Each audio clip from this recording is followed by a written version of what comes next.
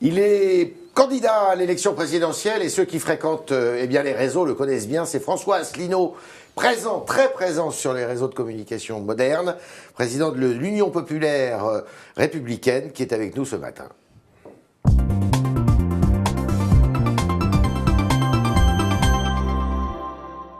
Bonjour. Alors c'est le jour, qu'avez-vous à déclarer en termes de patrimoine? Ah, aujourd'hui, Ouais. ça y est, j'ai déclaré. Alors, vous avez quoi? Moi, j'ai un appartement à Paris que j'ai acheté avec ma femme. On s'est endetté sur 17 ans. Ouais. On a fini de rembourser, voilà.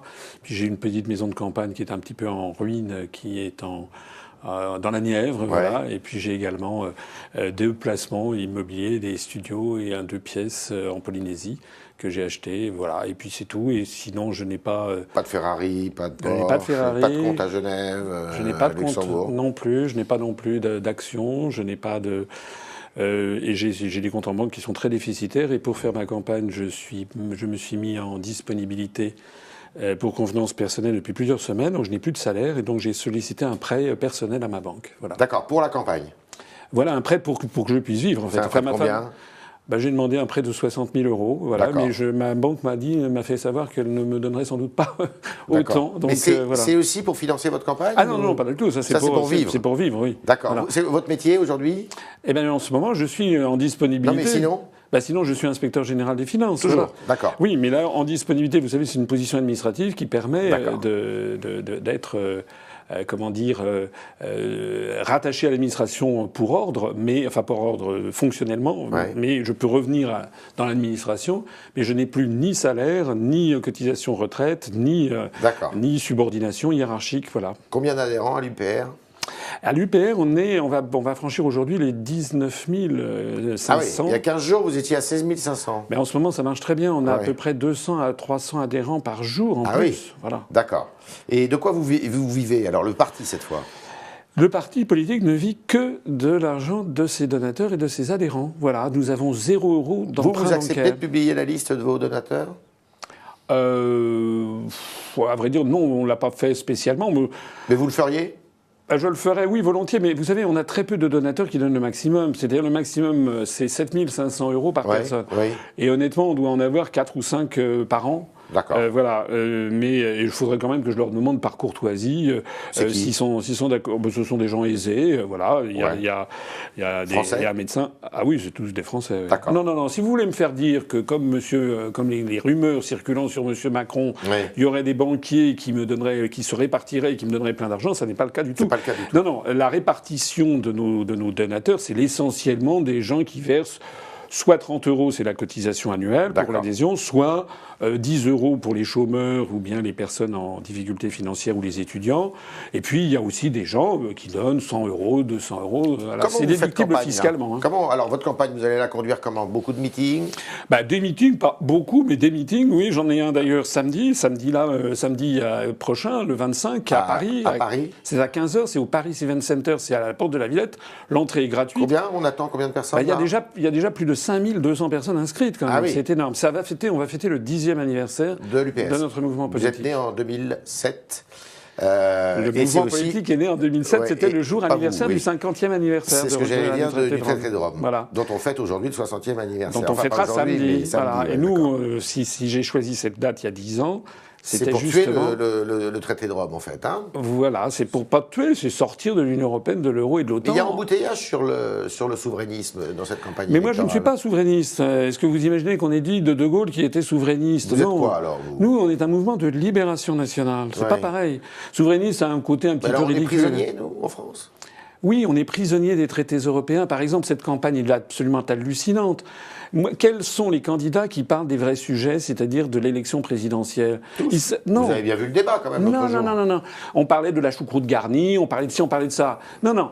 On parlait de retraite, on a parlé d'école, on a parlé de sécurité, on a parlé de terrorisme. Oui, mais la retraite, l'école, la sécurité, tout ça, ce sont des sujets gouvernementaux, ça fera partie de l'élection législative. Oui. Mais comme le disait Charles de Gaulle, le vrai sujet de l'élection présidentielle, c'est l'indépendance de la France. Oui. C'est l'article 5 de la Constitution qui le précise. Et donc moi, je parle de l'indépendance de la France. Vous voulez sortir de tous les traités, vous euro, traité l'Europe, l'Union européenne, l'OTAN? Voilà. Mais ça fait 3 traités, vous savez, je l'ai déjà expliqué.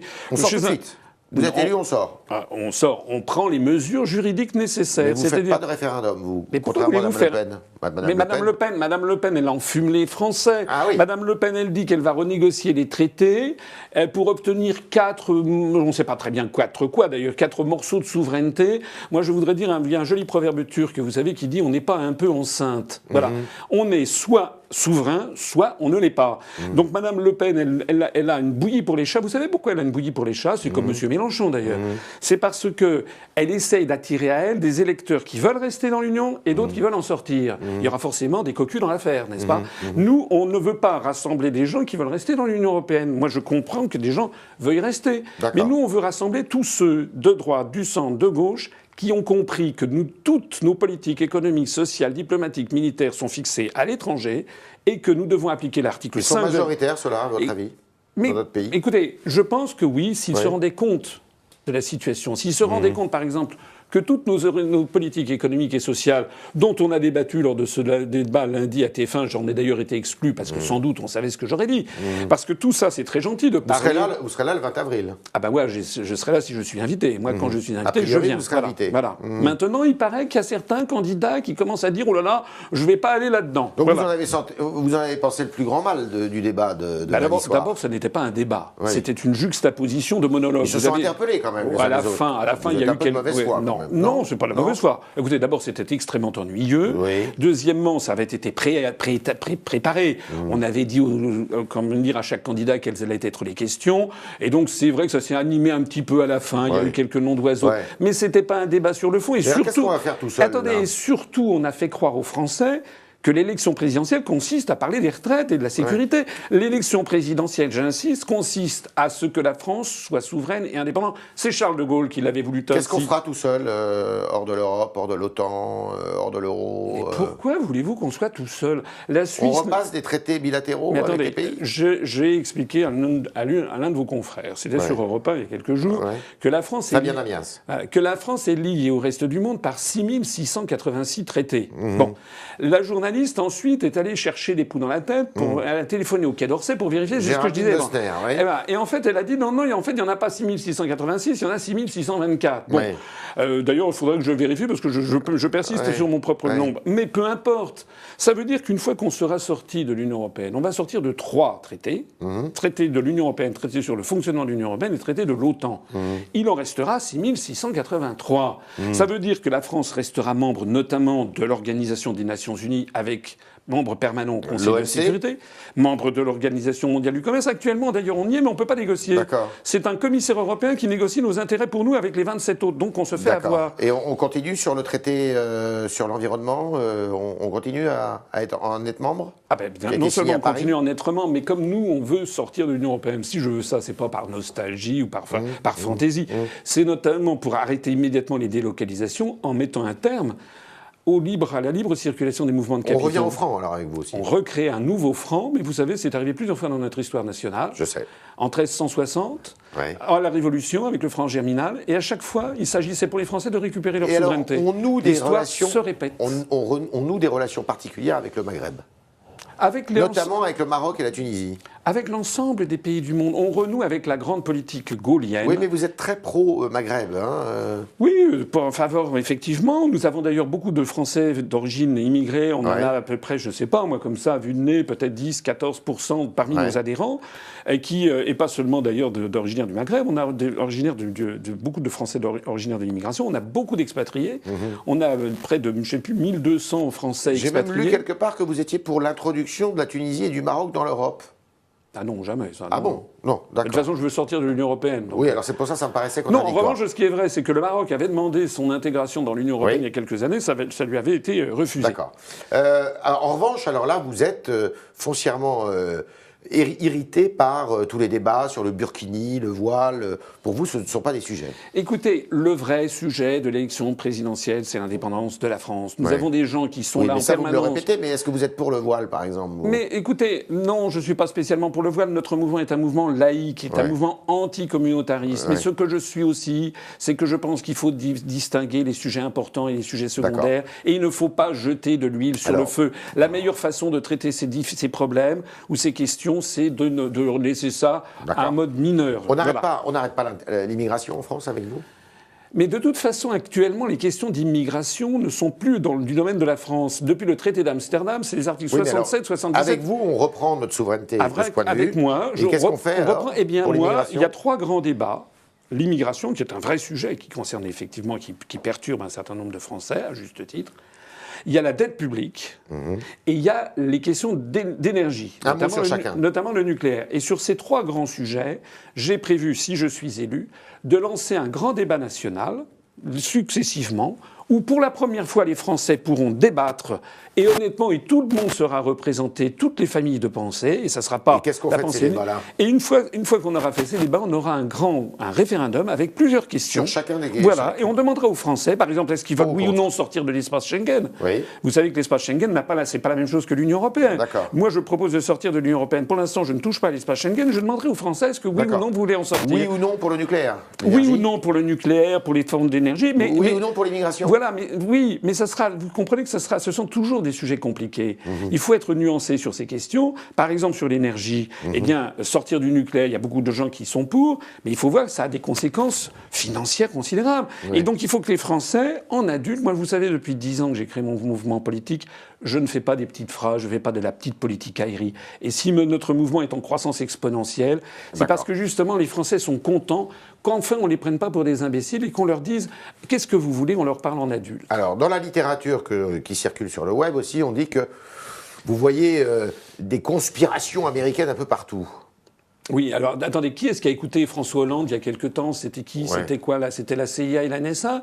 Qu'est-ce qui se passe en ce moment en Europe ? Vous n'avez pas remarqué qu'il y a des troupes américaines et comment dirais-je, du matériel de défense qui arrivent constamment ? Donc c'est le grand Satan là ? Mais c'est pas le grand Satan, c'est simplement qu'il se passe là. Moi je dis ce qui se passe. D'ailleurs, j'ai été attaqué là-dessus. Bon. En fait, on ne sait pas comment m'attaquer parce que moi, je vais au fond des choses, comme le disait De Gaulle. Voilà. Et donc, on a essayé de me coller des étiquettes. Bon, j'ai déjà montré, je ne vais pas y revenir. Les gens qui sont intéressés par ça peuvent aller sur notre site internet. Moi, je ne fais que citer les articles des journaux. Le journal Libération, c'est gaussé de moi parce que ils ont dit, oui, vous vous rendez compte, ils considèrent que le Dalai Lama est financé par la CIA. Oui, sauf que c'est justement un article de Libération qui le disait en 1998 que je peux vous montrer si ça vous intéresse. Oui, d'accord. Bon, ça n'a aucun intérêt. Si, ça a de l'intérêt. Donc il faut se protéger des États-Unis. Mais pas seulement des États-Unis. Il s'agit d'élire le chef de l'État. Le chef de l'État, ça ne doit pas être un bisounours. Il y a des services de renseignement et d'influence américains, la CIA, la NSA, mais aussi britannique, le MI6, mais aussi le FSB russe, j'en passe et des meilleurs. Donc, un chef d'État, c'est quand même quelqu'un qui doit être là pour défendre les intérêts de la France, qui doit avoir la carrure, qui doit avoir la capacité de dire et de taper du poing sur la table si nécessaire face aux grandes semences. Vous savez, moi j'ai été 4 ans au cabinet ministériel. De tous les candidats qui sont présents à cette élection, je suis l'un de ceux qui a la plus grande expérience en matière de diplomatie et de géopolitique. Qu'est-ce que vous en avez tiré de cette expérience ministérielle ? Eh bien que la France allait dans le mur, c'est la raison pour laquelle d'ailleurs j'ai créé mon propre parti, parce que nous avons des gens, vous savez, j'étais dans des cabinets... Personnel politique Moi je ne jette pas la pierre, ce sont des gens de qualité, souvent. Moi les ministres que j'ai servis étaient des gens de qualité. Sauf que ils sont tous dans un engrenage, que ce soit de droite ou de gauche, ils ont mentalement fait une croix sur l'idée que la France puisse être souveraine et indépendante, et en fait ils appliquent les directives venues de Bruxelles. 1% dans les sondages pour le moment ?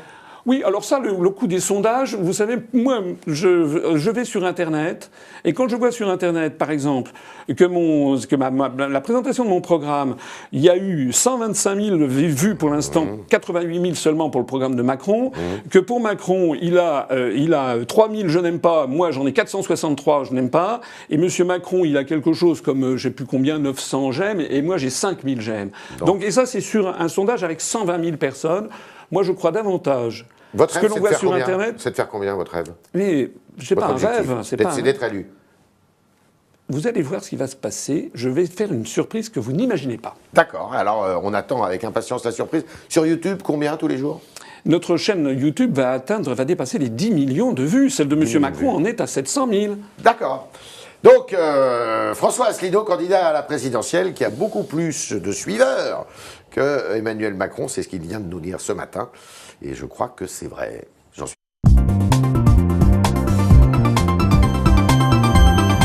Bonjour Jean-Baptiste Semerjian. Bonjour. J'ai une première question qui vient de Pierre, qui vous dit, donc vous voulez que la France sorte de l'Europe. Pardon. Voilà. C'est bon, techniquement, tout va bien. On sort de l'Europe, on s'éloigne des USA, mais alors on s'approche de qui? De la Russie, par exemple? Mais non, mais ça, c'est toujours les visions polémiques. Bon, d'ailleurs, au passage, pourquoi voudrait-on s'éloigner des USA lorsque je vois que le président des États-Unis, c'est pas moi, c'est le président actuel des États-Unis, est en faveur du Brexit, a prophétisé lui-même que l'Union européenne allait se désintégrer et a dit que l'OTAN était une structure obsolète. Moi, vous savez, nous avons à l'UPR plus de 50, je crois qu'on a 55 ou 56 adhérents qui vivent aux États-Unis, qui ont fait leur vie. Bon, je crois même qu'on doit avoir dépassé les 60. C'est-à-dire que ce sont des gens qui vivent aux États-Unis et qui considèrent que ce que je dis est vrai. Moi, je veux renouer avec la diplomatie gaullienne, c'est-à-dire que je veux que la France ait des liens avec le monde entier, avec la Russie, avec la Chine, avec l'Inde, l'Afrique du Sud, le Brésil. C'est la vocation de la France d'être universelle et de défendre nos intérêts. Et moi, j'ai des amis aux États-Unis. Je ne suis pas anti-américain. D'ailleurs, je vois que, vous savez, il y a beaucoup d'intellectuels aux États-Unis qui disent des choses beaucoup plus dures que moi contre leurs propres dirigeants. Trump mieux que Obama? Bon, écoutez, Trump, je suis pas le défenseur de Trump. Bon, je vois qu'il est un peu fantasque, si je peux comprendre. Bon, il utilise un peu trop Twitter. Il a dit, paraît-il, des propos misogynes, racistes. Ça, c'est pas du tout mon genre. Mais ce que je vois avec Trump, c'est qu'il dit des choses, je viens de le rappeler, que je vais pas être contre. Quand il dit qu'il trouve que l'OTAN est une structure obsolète, ça tombe bien, je suis contre. Quand il dit qu'il est contre le TAFTA, le traité transatlantique, ça tombe bien, je suis contre aussi. J'ai une question de Saïd, qui vous dit quelle est votre position sur la laïcité et la loi de 2004 ? Eh ben moi, notre mouvement 2004, il faut rappeler quand même à nos internautes que c'est le voile, le port des signes ostensibles religieux à l'école. Alors moi, je ferai respecter les lois. Je suis en faveur, c'est un mouvement laïque, anticommunautariste. Voilà. Donc, il n'est pas question pour moi de transiger, si peu que ce soit. Mais je ne veux pas non plus que l'on stigmatise une religion par rapport à d'autres. Voilà. C'est-à-dire que j'estime que... Alors, vous savez, le génie français, c'est que chacun conserve ses opinions politiques, ses convictions religieuses, son orientation sexuelle aussi. Normalement, tout ça dans la sphère privée. C'est sous l'influence anglo-saxonne, je suis désolé de le dire, qu'on a cette espèce de système de communautarisme qui est le contraire même de ce qu'est la République française. Le mariage pour tous ? Non. Non. J'ai une question d'Adil. Adil, il célèbre l'Europe, il dit vive l'Europe, mais je n'ai pas envie de à chaque fois changer ma monnaie en passant les frontières. Ça, c'est une petite question, mais qui est sur du réel, sur du quotidien. Vous voyez, comment est-ce que Adil, qui est étudiant, il a expliqué aussi qu'il avait fait pas mal de voyages en Europe avec le programme Erasmus. Quelles vont être ces nouvelles interactions avec les autres Européens? Et ce petit problème de monnaie est important sur le réel. Non, comment vous allez franchement, c'est franchement prendre les choses par le petit bout de la lorgnette. C'est pas vrai. Attendez. Si Adil est allé aux États-Unis, s'il est allé au Maroc, s'il est allé... C'est plus éloigné. Moi, je vous parle de l'Europe. Mais s'il est allé au Royaume-Uni, s'il est allé en Suisse, il fait comment? Eh ben, il prend sa carte bancaire, il la met dans un distributeur, il retire de l'argent. Mais c'est un taux de change donc qui, forcément, c'est à lui de payer. Non, mais alors, c'est pas grave. Enfin, je veux dire, c'est un détail. C'est absolument un détail. D'ailleurs, moi, je préfère, honnêtement, je trouve plus amusant quand on va dans un pays étranger avoir une monnaie étrangère. Mais le problème, il n'est pas là. Le problème de l'euro. Je ne dis pas que l'euro n'a que des inconvénients, mais de toute façon, l'euro va exploser. Mais là, il faudrait 2 heures de débat pour expliquer ce qui va se passer. Regardez ce qui se passe sur l'évolution de Target 2, c'est-à-dire l'évolution du solde de la balance des paiements des paiements courants intra-zone zone euro. Allez voir Target 2, allez vous renseigner sur notre site upr.fr. Ouais, vous expliquez déjà beaucoup. Mais tout ça est très bien expliqué. Simplement, il faut 2 heures de temps pour l'expliquer. Je ne peux pas répondre en quelques instants. Alors bien sûr, oui, c'est amusant. On a la même. C'est d'ailleurs pas vrai. On n'a pas les mêmes monnaies. Vous le savez. En fait, chaque pays en Union européenne, dans la zone euro, a gardé sa monnaie nationale, c'est-à-dire une créance sur les banques centrales nationales respectives. Tout le problème, il est là. C'est visuellement qu'on a la même monnaie. Elle s'appelle euro, les mêmes billets. Mais en fait, juridiquement, ça n'est pas la même chose. Et c'est là la question qui va se poser de l'éclatement de l'euro. François Asselineau, président, il réforme les institutions? Oui. Alors, qu'est-ce que vous faites? Alors, premièrement, je les démocratise en créant un référendum d'initiative populaire. Enfin, 500 000 Français devront aller déposer leur signature avec une pièce d'identité en mairie et sur une question qui aura été agréée par le Conseil constitutionnel qui aura validé la constitutionnalité de la question, à ce moment-là, on fera comme les Suisses avec les votations ou en Californie. Je reconnais la reconnaissance pleine et entière du vote blanc. Ça veut dire que si, dans un scrutin, le vote blanc arrive en tête, l'élection est annulée, elle est reportée... Y compris pour une présidentielle. Y compris pour une présidentielle, elle est reportée de 2 mois ou 3 mois, il faudra fixer ça par une loi organique, elle est refaite, et les candidats du scrutin annulé ont interdiction de se représenter, ça donne un pouvoir révocatoire au vote blanc. C'est ce qui existe en Suède et en Uruguay, je n'invente rien. Et vous réduisez le nombre de parlementaires ? Oui, je réduis le nombre de parlementaires de façon drastique, tout ça est expliqué dans mon programme, et également le nombre des régions, le nombre également de conseillers départementaux. Au total, je propose la suppression de 4209 postes d'élus. Avec la transformation des régions en établissements publics, ça fait 4,4 milliards d'euros. Vous revenez à une situation antérieure où les régions étaient des établissements publics. Voilà, du temps de Georges Pompidou. Vous parlez beaucoup de votre site internet et justement, BD vous interroge. L'UPR est très actif sur internet. Peut-on gagner grâce au cybermilitantisme ? Et au-delà de ça, qui sont vos cybermilitants ? Comment est-ce qu'ils s'organisent ? Mais vous savez, ça n'est pas un choix. Ça fait 10 ans que j'ai demandé, et pas seulement moi, mais les gens qui sont autour de moi, de passer dans les grands médias du pays. Voilà. Et puis on n'y avait jamais accès. Voilà. D'ailleurs, ça a changé. Ça a changé d'ailleurs. La surprise. Et moi, ce qui m'a surpris, c'est la surprise des journalistes. Je rappelle quand même qu'aux élections régionales de 2015, on avait rassemblé 190 000 électeurs, près de 1% des suffrages. C'est pas tout à fait rien. Sur le cybermilitantisme. Oui, attendez. En faire 0,9% des suffrages en 2015, c'est pas énorme. Si 100% des Français. Mais s'il n'y a que 2% des Français ou 3% qui vous connaissent et qu'on fait près de 1, ça veut dire qu'on a une capacité de rassemblement tout à fait considérable. Les cybermilitants, eh bien écoutez, vous savez, ça va peut-être vous surprendre, mais moi je ne les pilote pas. On a des milliers de gens qui sont d'ailleurs indignés par le traitement médiatique qu'ils m'est infligé, y compris aujourd'hui. Hier, il y a eu des propos ignobles qui ont été tenus sur moi sur France Info. On s'est attaqué... je ne sais pas, mais on est notre avocat est sur le coup. On s'est attaqué à mon physique, parce que comme on ne sait pas m'attaquer sur le fond des dossiers, maintenant, nous avons des journalistes ou des communicants qui prennent un parti pris éhonté sur le service public de l'audiovisuel. Eh bien ça va se payer un jour, je peux vous le dire, et les Français sont absolument fou de rage, et c'est la raison pour laquelle il y a tant de mobilisation pour ma candidature. Contrôle des médias publics, si François Asselineau est président ? Pas contrôle des médias publics, démocratisation des médias publics. Vous voulez nationaliser TF1 ? Oui, renationaliser TF1, parce que TF1 a été national. Pourquoi TF1 ? Parce que TF1, c'est l'organisme qui mate l'opinion publique. D'accord. Je rappelle qu'au Royaume-Uni ou au Japon, la première chaîne de télévision est publique. Et le présentateur du journal de TF1 sera quelqu'un que vous aurez adoubé ? Non. En tout cas, pour l'instant, on ne peut pas dire que ce soit le cas. Non, mais si. Moi, ce que je veux, c'est que maintenant, vous savez, vous avez des boîtiers, par exemple, Médiamétrie, dont j'ai 80 000 foyers ou 100 000 foyers, et bien que l'on demande, de façon interactive, que TF1 devienne renationaliser la chaîne des Français, une chaîne interactive où on demande aux Français qui est-ce que vous voudriez voir aujourd'hui, quel débat voudriez-vous avoir, et que ça ne soit pas des débats ou des personnalités imposées aux Français.